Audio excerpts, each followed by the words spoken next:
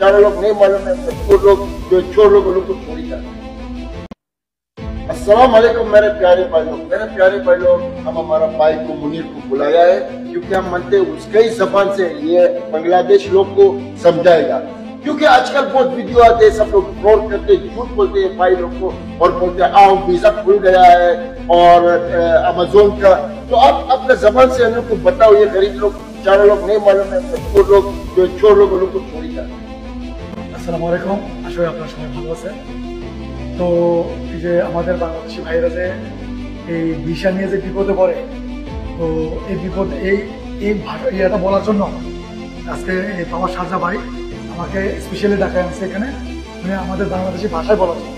এটা উনি তো আর বাংলাদেশি ভাষা বলতে পারে না, তো আমাকে বাংলাদেশি ভাষা বলার জন্য নিয়ে আসছে। তো আমি আপনাদেরকে এটাই বলতে চাচ্ছি, দেখেন আপনারা উনি যে কথাগুলো বলে এগুলো সবগুলো ট্রু, সত্য কথা বলে। উনি যেগুলো বলে এগুলো সবগুলো ইনভেস্টিগেশন করে তারপরে উনি বলেন, ঠিক আছে? তো আপনারা ওনার কথা সবগুলো বিলিভ করবেন, উনি যা বলে। তো আর উনি সবসময় বলে কি এই যে এখনো কোনো বাংলাদেশের কোনো ভিসা নাই, কোনো রিজনের ভিসা নাই, কোনো জায়গায় আমাজন বলেন, নুন বলেন, তালাবাদ বলেন, কোথাও কোনো ভিসা নাই। উনি যেটা বলে এটা কিন্তু বরাবর সত্য কথা বলে, ঠিক আছে?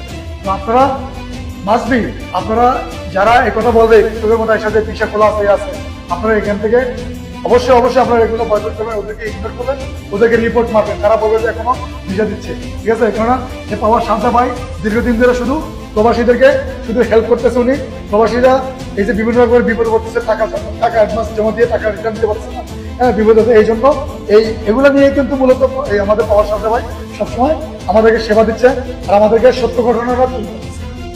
अच्छा मेरे प्यारे भाई, जैसा मेरा भाई बोला, आप लोग चोर से बचो।